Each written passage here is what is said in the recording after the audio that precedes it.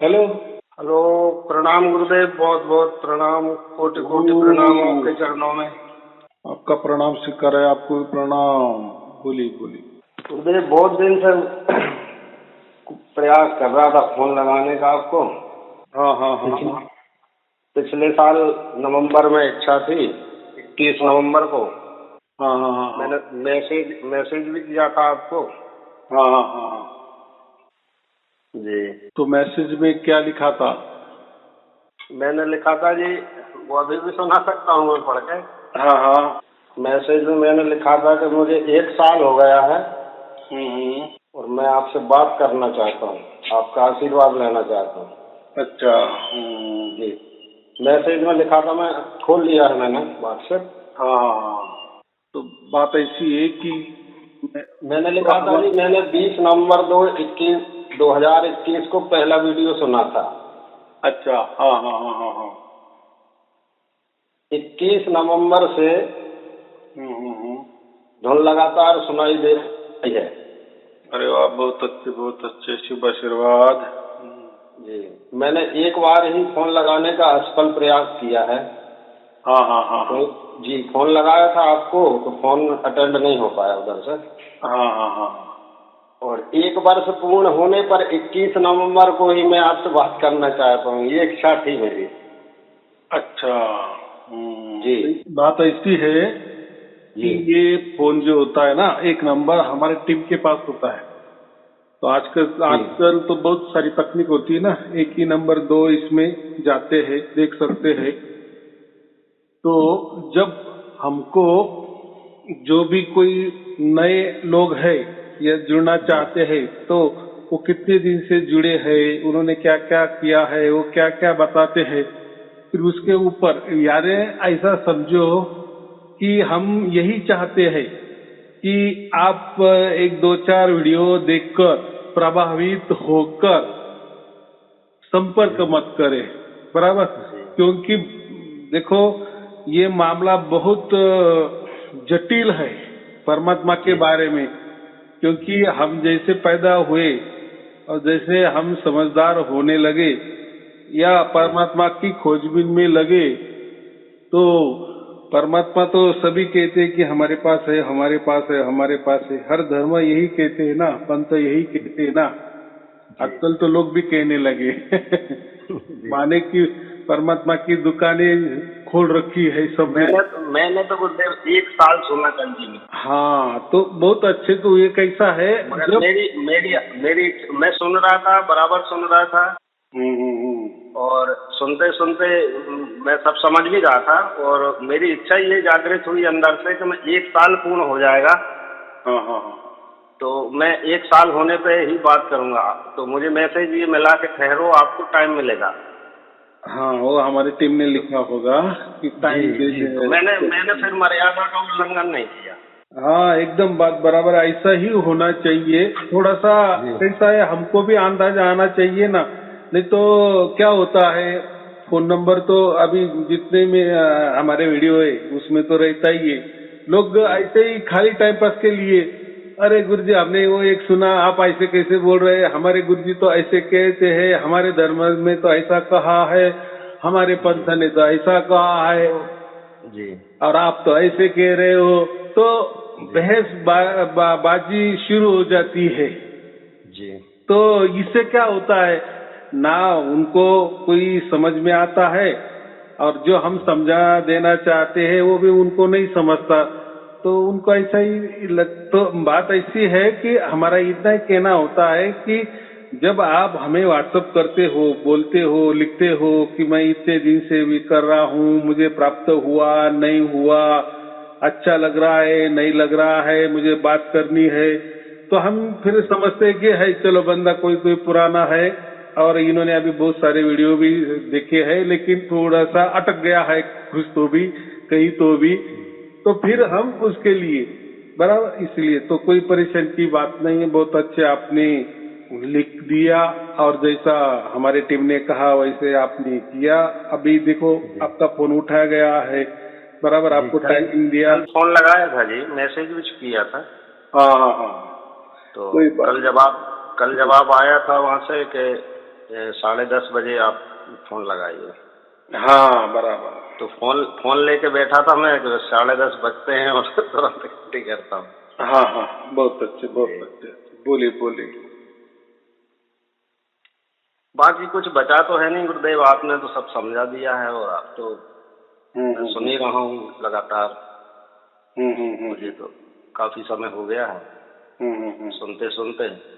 तो ऐसी कोई बात तो विशेष चर्चा में करने लायक नहीं है। मैंने कहा पहले तो आशीर्वाद आपसे मिल जाए, क्योंकि बहुत समय से सुनते सुनते और प्राप्ति भी है, तो आशीर्वाद जरूरी था। तो मैंने भी दिया है लोगों को, तो वो आपसे बात कर चुके हैं।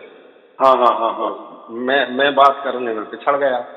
हाँ हाँ हाँ हाँ। तो एक तो मन में ये आ रहा था। अच्छा। हाँ बात हाँ हाँ। जी, कि मैंने जिनको दिया था वीडियो, उनने आपसे बात करी है और आपने बात करके, और वो वीडियो भी आ चुके हैं उनके। हाँ हाँ हाँ हाँ। मगर मैं आपसे बात नहीं कर पाया। मैं सिर्फ ये चाह रहा था कि 1 साल होने पे हो जाए। फिर आपका फोन, वहाँ से मैसेज आया कि ठहरो आपको समय मिलेगा, तो मैं उसे इंतजार में था कि कब मिलेगा समय। हाँ, तो बात ऐसी है, अभी आपको एक बात समझ में आ गई कि हम किसका फोन उठाते हैं। जो जिसने ज्यादा से ज्यादा वीडियो सुने हैं या उनको सार शब्द भी प्राप्त हुआ है, सब कुछ मालूमात हो गया है, मानिए प्रैक्टिकली बात है बराबर। अगर आपने डायरेक्ट आपको फोन नंबर मालूम है, मोबाइल नंबर मालूम है, आपने फोन कर दिए और आपने कुछ पढ़ा भी नहीं, माने सुना भी नहीं, कुछ नहीं, आपको कुछ हुआ भी नहीं, और बहस की तरह आपने फोन किया, तो उसमें क्या है? उसमें आपका टाइम जाएगा, मेरा टाइम जाएगा। मानी ये बात कैसा है, यहाँ कोई प्रवचन वाली बात नहीं है बराबर। यहाँ कोई तत्व ज्ञान नहीं सिखाया जा रहा है, या कोई पाठ नहीं पढ़ा रहे, या कोई धर्म का प्रसार प्रचार नहीं है, या किसी पंथ का प्रसार प्रचार नहीं है, या किसी महापुरुष का प्रसार प्रचार नहीं है, या किसी गुरु की गद्दी नहीं चल रही है, कोई गुरु परंपरा का ये नहीं हो रहा है। तो बात ऐसी, हम डायरेक्ट बोलने को क्यों कहते हैं कि बोलो, अभी बोलो, अभी पूछो क्या पूछना है आपका, अगर कोई सवाल हो तो ये क्या हो गया, प्रैक्टिकली हो गया। और उसमें क्या होता है, फिर जो सुनने वाले होते हैं उनको भी समझ में आता है। हाँ, और दूसरी बात कि आपके जीवन में क्या घटा वो भी समझ में आता है ना, कि आपने क्या टैली किया, आपको क्यों ये सच्चा लग रहा है, ये सत्य लग रहा है कि यही बात बराबर है, सत्य है। तो आपका भी देखो, आपने भी कहीं तो भी ज्वाइन किया होगा कि नहीं, धर्म का अभ्यास किया होगा, पंथ का अभ्यास किया होगा, गुरुगद्दी का अभ्यास किया होगा, फिर उनसे भी आपको कुछ तो भी मिला होगा, कोई जाप मिला होगा, जपा मिला होगा, कोई ध्यान मिला होगा, कोई विचार मिला होगा, कोई बंधने मिली होगी, या जो भी है कोई तौर तरीके मिले होंगे। तो उससे, और ये अभी यहाँ तो ये बात ही नहीं, यहाँ तो सिर्फ खाली आपको कुछ छोड़ना नहीं, आपके गुरु को भी छोड़ना नहीं, आपका धर्म को भी छोड़ना नहीं, आपके समाज को भी छोड़ना नहीं है, आपका घर भी नहीं छोड़ना है, कहीं जाना नहीं, कहीं आना नहीं, कहीं खर्चा नहीं, बस प्रवचन सुनते जाओ। वो भी आपको जैसा टाइम मिलेगा वैसा, एक सुनो, एक दिन में 2 सुनो, और जो होने वाला है फिर देखो। अभी लोग बोलते हैं कि ऐसा कैसा, क्या प्रवचन सुनने से क्या होने वाला, और आपके वो तो प्रवचन भी नहीं, आपके वो तो बातचीत प्रवचन है, माने बातचीत कर। तो ये बातचीत माने क्या, ये प्रैक्टिकली है। आगे वाले बंदा माने अब जैसे आप हो, तो आपका कुछ तो भी अनुभव हुआ है और आप बोल रहे हो बराबर, माने आपकी ट्रेनिंग पूरी हो गई है। तो इसलिए मैं क्या कहता हूँ, ये कोई शिष्य बनाने वाली फैक्ट्री नहीं है। बाकी गुरुओं जैसी वो शिष्य ही बनाते हैं बराबर, करोड़ों करोड़ों शिष्य बनाते जा रहे, पीढ़ी दर पीढ़ी बनाते जा रहे, लेकिन किसको क्या मिला बराबर। और मेरा कैसा है, अलग स्टाइल समझो, क्या समझना समझो, लेकिन मैं संत बनाता हूँ बराबर। और अगर जिसको संत बनना है वही वीडियो सुनेगा बराबर, या उसको ही परमात्मा समझ में आ जाएगा, या परमात्मा क्या होता है। परमात्मा कोई आपको शिष्य नहीं बनाता, परमात्मा आपको संत बनाता है। संत की क्या वैल्यू होती है, ये तो आपको भी मालूम है ना। दुनिया में संत क्या काम करते हैं, लोगों को वही सत्य का रास्ता दिखाते हैं ना बराबर, उनका जीवन का वो अच्छा ही करते हैं ना, इसलिए तो वो संत है। और अभी ऐसे भी लोग कहते हैं आप तो हमें संत बना रहे हैं, लेकिन आप कोई सर्टिफिकेट थोड़ी देने वाले, वो सर्टिफिकेट भी मिलेगा, बराबर। सर्टिफिकेट कैसे मिलता है? सर्टिफिकेट भी मिलेगा, सब कुछ मिलेगा, लेकिन उसके लायक आप होने चाहिए ना। कभी तो कभी मेरे से बातचीत तो करनी चाहिए ना, या कभी ना कभी आप 20-30 मिनट का कोई वीडियो, आप आपका जो भी नॉलेज है, आपका जो भी अनुभव है, उसका वीडियो तो भेजना चाहिए ना, तो भी हमको समझ में आ जाएगा ना। या कोई आप कितने सेवादार हो, क्या क्या किया है, कितने कितने लोगों के लिए क्या है। जैसा आपने अभी कहा कि मैंने बहुत सारे लोगों को बता दिए, उनको प्राप्त हो गए, उन्होंने तो आपसे बातचीत भी की, लेकिन मैंने बताने वाला मैं पीछे रह गया। और देखो, मैं बातचीत नहीं कर पाया हूँ आपसे भाई। हाँ, माने मेरे आपने, मन में आती थी बात कि वो लोग बात कर चुके हैं, मैं आपसे बात नहीं कर पाया। हाँ तो ठीक मैंने है ना। कोशिश की है, मगर मैंने कहा कि चलो दूसरे लोग यदि बात करते हैं और समय जाया नहीं होता हमारा, तो वो ज्यादा बेहतर है, मैं समझ रहा था। हाँ, तो इससे आपको क्या समझ, ऐसी कोई चीज दिमाग में, कोई प्रश्न ऐसा था भी नहीं विशेषकर। अभी तक जितने वीडियो गुरुदेव मैंने सुने हैं, तो सारे जितने भी सुने हैं, कोई गैप भी हो गया है कभी मान लो तो कोई चीज नहीं, बाकी एक चीज से ही संबंधित वीडियो नहीं मिला मुझे, या किसी ने वो प्रश्न नहीं किया है। बाकी तो मैं तो सब ये सुन रहा देखो, हूँ। प्रवचन में या सत्संग में और ये मेरे बातचीत में यही फर्क होता है। प्रवचन में क्या होता है, जो गुरु होता है या जो कोई प्रसार प्रचारक होता है, वो एक स्थान पे बैठता है और उसकी बकबक करता है, बराबर। सामने वाले के मन में क्या सवाल है, वो उस पे उठाता नहीं है, उस पे बोलता ही नहीं है, बराबर। और हो भी सकता है ना, कोई लोग दबाव में भी आते हैं, अरे यार मैं कोई सवाल कर दूं, आजू बाजू वाले लोग हंस जाएंगे, या मुझे ऐसा कहेंगे या ऐसा मानेंगे, अरे इसको कोई अकल नहीं है, ये इतने दिन से गुरु के पास आ रहा है, गुरु दरबार में आ रहा है और कोई भी सवाल उठा रहा है। तो इसी वजह से, लेकिन अभी ये मेरा प्रोसेस अलग है। अभी पूरी दुनिया में कोई भी मुझे फोन कर सकता है, कोई जरूरत नहीं है नाम बताने की, आप कहाँ से हो। अभी ये क्यों, तो हो सकता है ना कोई उसका अलग आपका वो उसको आपको हानि भी वो पहुंचा सकता है ना। जैसे लोग धर्म पे ज्यादा अग्रसर होते हैं ना, धर्म हो, पंथ हो, गुरु के खिलाफ कुछ ने आप बोल दिए तो आपको तकलीफ हो सकती है। इसीलिए हम किसी का नाम नहीं पूछते, और कहाँ रहते हो, उससे उससे क्या ताल्लुकात है, आप कहाँ रहते हो। महत्वपूर्ण बात यही है ना, आपको वो जो चीज है, वो जिसके लिए आपने मनुष्य जन्म लिया है, वो चीज आपको मिली है क्या, और वो जो भी मिली है तो वो सत्य है क्या, इसकी छानबीन करनी है। और इसका उसकी छानबीन तो बहुत सहज है, क्योंकि इसके पीछे पहले आपने बहुत सारे धर्म का अभ्यास किया, पंथ का अभ्यास किया, गुरु गद्दी का अभ्यास किया, या किसी में गए, संस्था ज्वाइन किया, और वो फिर वो क्या क्या देते थे, और आपने भी वो आपके ऊपर एक्सपेरिमेंट किया, लेकिन उससे क्या मिला। और ये मेरे प्रवचन, ये बातचीत वाले प्रवचन सुन के क्या मिला, ये फर्क। सब सवालों के जवाब मिल जाते हैं समय समय, धीरे धीरे सुनते जाते हैं तो। बाकी एक सवाल जरूर ऐसा समझ में आ रहा था कि वो किसी ने पूछा नहीं है, वो सुनने में नहीं आया, हालांकि उसका उत्तर मुझे वीडियो में मिल गया है।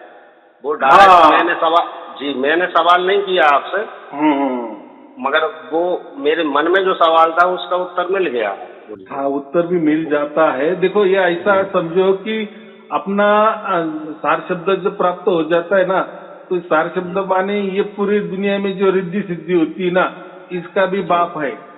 आप जो मंत्र तंत्र बोलते हैं ना, जो भी कितना ही महान मंत्र हो, कितना ही बड़ा मंत्र हो, इसका बाप ये है, ये सार शब्द है। ये माने जो भी आप बोलेंगे, देवी देवता के ऊपर भी है, भगवान के ऊपर भी सार शब्द है, ईश्वर के ऊपर भी सार शब्द है, बराबर। सार शब्द माने ही परमात्मा होता है, और परमात्मा के ऊपर कोई भी नहीं होता, बराबर।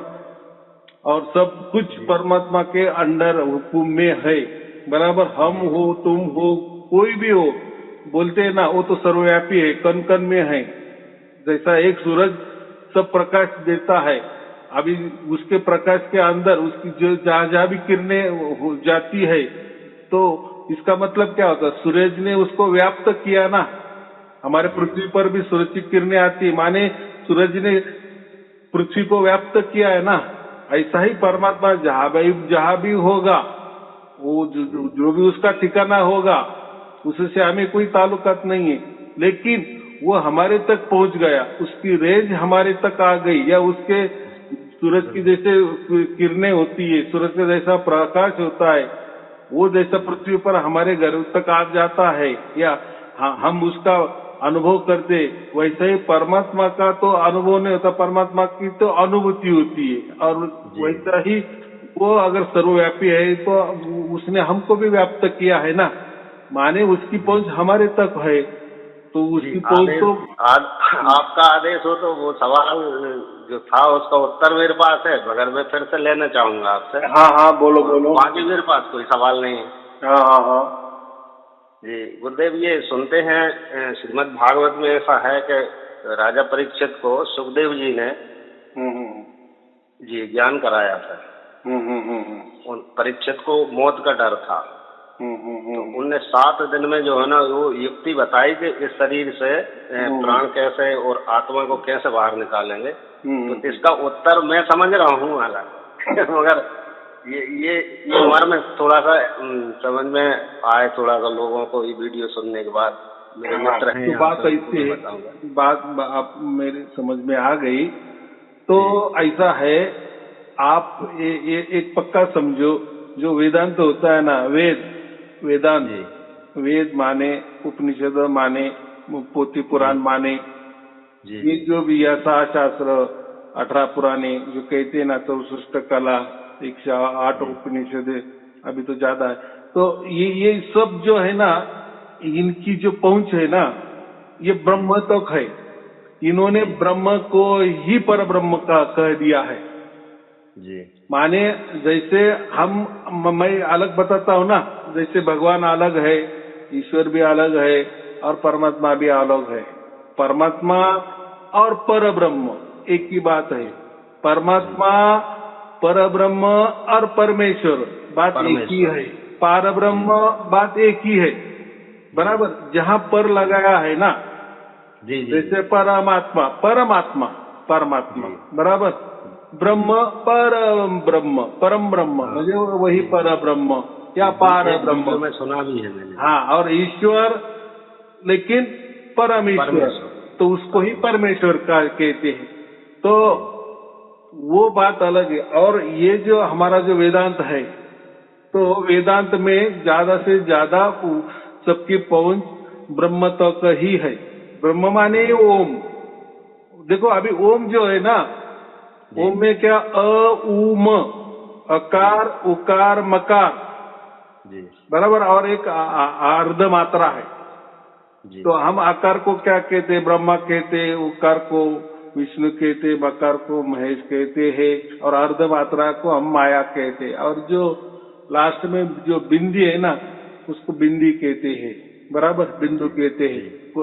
तो ये जो है ना, तो लेकिन अभी बहुत सारे लोग वो बिंदी को क्या बताते, वो नाद बताते हैं, माने वो शब्द बताते, तो वो नहीं है। अ उ म आकार मकार उकार, और जो अर्ध चंद्र अर्ध मात्रा उसको बोलते हैं, और बिंदी, ये इसका हो जाता है ओम। सत्व रज तम ब्रह्मा विष्णु महेश वगैरह वगैरह वगैरह वगैरह, बराबर।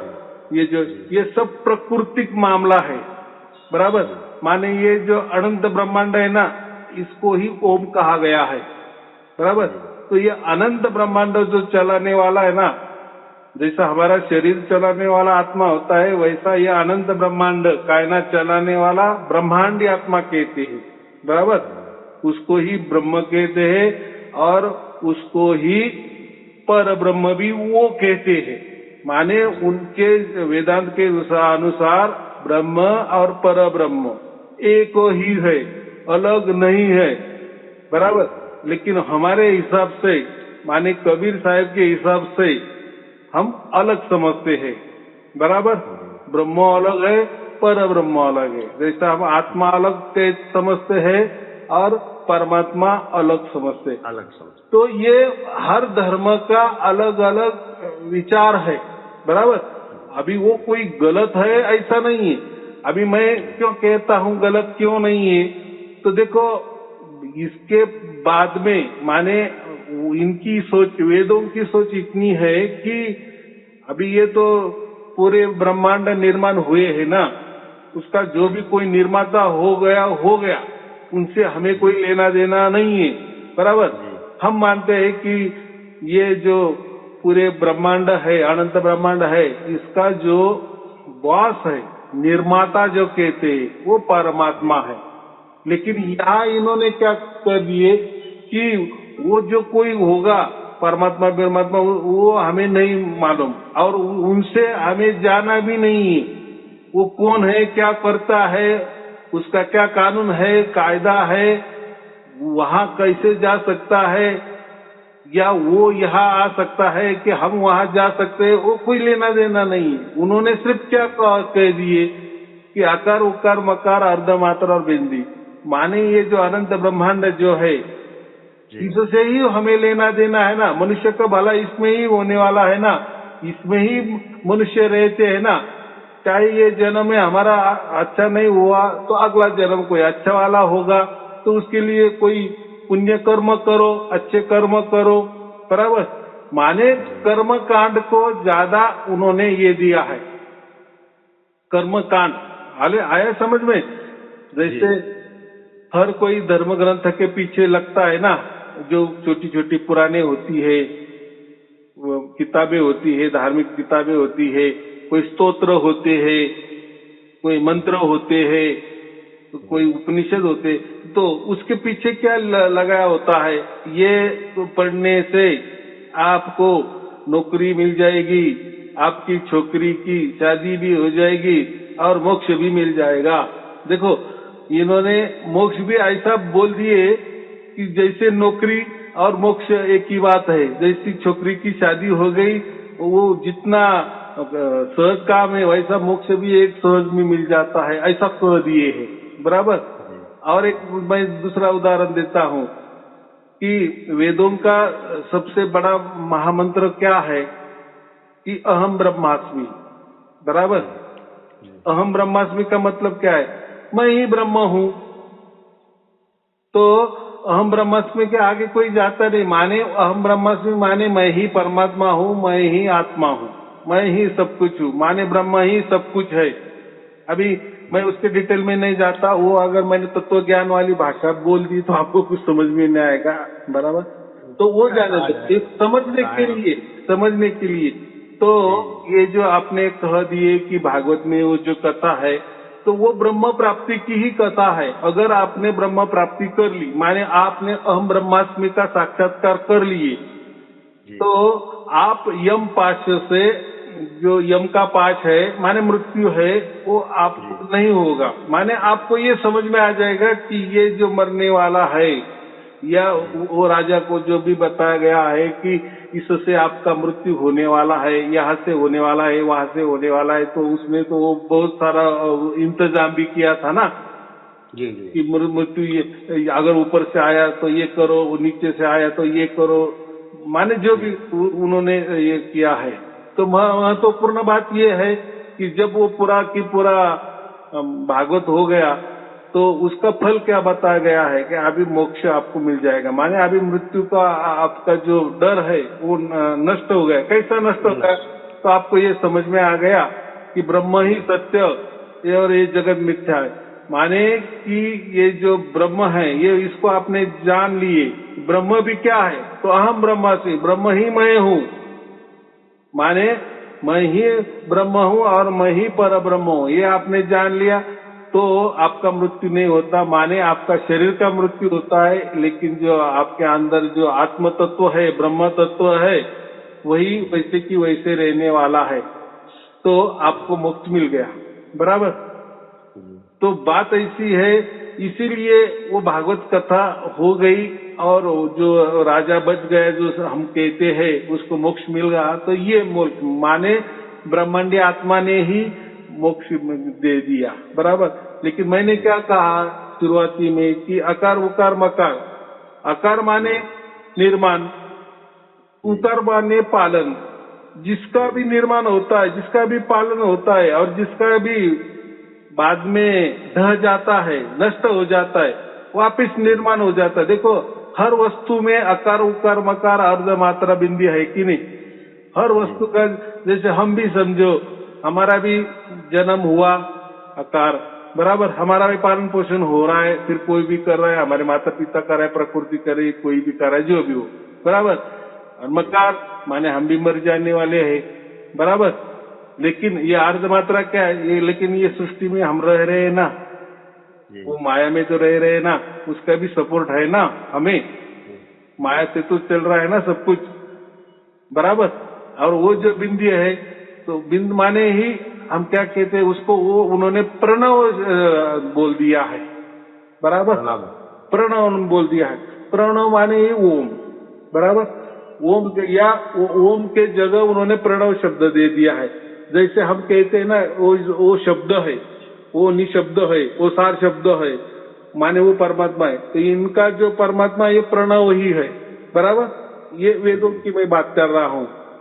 तो जो उस राजा को जो मोक्ष मिल गया, ये प्रणव का ही साक्षात्कार उसको हो गया, ब्रह्म का ही साक्षात्कार हो गया और उनको मोक्ष मिल गया। अभी यहाँ दो बातें हैं।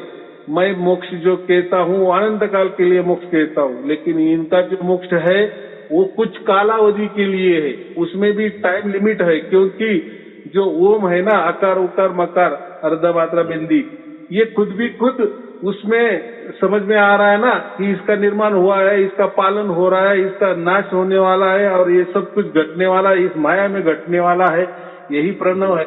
तो आपे आप ओम जो है जड़ है, जड़ है, बराबर कि नहीं? तो जड़ में कभी न कभी उसका उद्धार हो ही जाता है। माने ऐसा है कि इसमें भी मोक्ष है, लेकिन वो कुछ कालावधि के लिए है। ऐसा समझो कि लाखों बरस, करोड़ों बरस, करोड़ों बरस, लेकिन वो कभी न कभी खत्म होते हैं, बराबर। जहाँ भी गणित आ गया है, जहाँ भी हम गिनती आ गई है, तो वो गिनती न कभी खत्म होने वाली होती है कि नहीं? जी। हाँ, तो मुझे इतना ही कहना है कि इनका जो मोक्ष है, लेकिन वो हमारे जैसा वाला मोक्ष नहीं है। हम जो कहते हैं कि मोक्ष जो होता है वो अनंत काल के लिए होता है, हमेशा के लिए। तो ये अलग अलग धर्म की प्रणाली है, अलग अलग लोग, या ऐसा समझो, या ऋषि मुनि की अलग अलग विचारधाराएं है। अभी हम जो बोलते हैं 108 उपनिषद है, तो ये 108 नहीं है, थोड़ी ज्यादा भी हो गए। अभी तो ऐसा बोलते हैं कि वो ज्यादा भी है, और देखने में गया तो प्रैक्टिकली वो थोड़े अभी कम रह गए हैं, बाकी का क्या हो गया मालूम नहीं। तो ये अलग अलग ऋषि मुनि ने वो उपनिषद में उनके विचार रखे हैं, बराबर। किसी ने आत्मा माना है, तो किसी ने आत्मा को ही परमात्मा माना है, तो कोई बोलता है परमात्मा अलग है, लेकिन वो आत्मा को ही परमात्मा मानता है। तो कोई बोलता है आत्मा ही आत्मा है, बराबर। वैसे ही ब्रह्म आत्मा बात एक ही है, ओम एक ही है, प्रणव एक ही है। तो ये इसी में ही सब कुछ। लेकिन कबीर साहब ने ये अलग बता दिए कि ओम के अलग माने, उन्होंने ओम एक शरीर कह दिए। शरीर माने ये जड़, शरीर माने ये जो अनंत ब्रह्मांड है, ये भी एक शरीर हो गया है कि नहीं? जी हाँ। तो ये शरीर का, ये जड़वत शरीर का नाश होता है, क्योंकि इसकी निर्मिति हो गई, अनंत ब्रह्मांड की निर्मिति हो गई। वो कोई स्वयंभू नहीं है कि पहले से ही निर्माण हो गई। हाँ, इतना है कि वो जैसे कहा जाता है ना, जीव जगत और ईश्वर ये तीनों सत्य है, ऐसा जो वेदांत ने कहा है, मानने उन्होंने कहा है कि ये जगत भी ही सत्य है। लेकिन सत्य कहने का उनका मतलब क्या है कि ये जो सत्य है ये सनातन है। माने जब भी ईश्वर की निर्मिति हुई तब से ये जगत भी चालू है, इसलिए वो जीव जगत, और ये जगत में जीव का जन्म हो गया, इसलिए वो भी सत्य है। माने जीव जगत और ईश्वर ये तीनों ही सत्य है, ऐसा उनको कहना है, बराबर जी। तो उसमें आप जाओ मत, उसमें कोई हमको मिलने वाला नहीं। वो उसका विचार जो सार, जी गुरुदेव, कहने का मतलब ये है मेरा कि उसका सार जो उसको उनको जो मुक्ति हुई है, या मान लो उसके आधार पर लोग चलते हैं, तो वो उसकी जो मूल बात है वो तो मेरी समझ में आ रही है कि वो उनके साथ क्या हुआ था, और यहाँ सार शब्द प्राप्त होने के बाद हमारे साथ क्या होगा, ये बात तो मेरी समझ में आ रही है। तो बहुत सारे वीडियो में ये थोड़ा संकेत मिलता है कि यहाँ हमें कुछ नहीं करना है, वो जो करना है वो सार शब्द अपने आप सब स्वयं करेगा। हाँ, तो अभी एक आपको समझ में आ गया कि वेदांत में जो भी कुछ कहा गया है वो अपने से करवा जाता है। फिर मंत्र जाप हो, आजापा हो, कोई कर्म कांड हो, हम करेंगे तो होगा। उनका कहना क्या है, कर्म प्रधान जी। और कबीर साहब ने क्या कहा है, कर्म प्रधान की कोई जरूरत नहीं, वो तो आप जो चल रहा है वो तो चलने वाला ही है, बराबर जी, चलता ही है, उसमें क्या नई बात है। वो तो संसार है, वो तो परिवर्तनशील है। आज ऐसा तो कल ऐसा हो जाएगा। हो सकता है आज हम दुखी है तो हो सकता है कल हम सुखी भी हो जाएंगे, या कल सुखी हो जाएंगे परसों वापिस हम दुखी भी होते। ये परिवर्तन वाला मामला है। लेकिन कबीर साहब ने वो नहीं कहा है। कबीर साहब ने क्या कहा है, हमें जो प्राप्त करना है शाश्वत प्राप्त करना है, निरंतर वाला प्राप्त करना है, बराबर। और वो जो और मोक्ष भी हमें जो भी मिलने वाला है वो अनंत काल के लिए, माने अकाल मोक्ष मिलने वाला है हमें, माने वो कालों के में बंधन में आने वाला नहीं है। काल के दायरे में, समय के अंदर में, समय सीमा में आने वाला मोक्ष हमें नहीं चाहिए। तो हमें जो मोक्ष मिलने वाला है वो असमय माने अकाल वाला मिलने वाला है। उसका कोई कालावधि नष्ट होने वाला नहीं है, बराबर जी।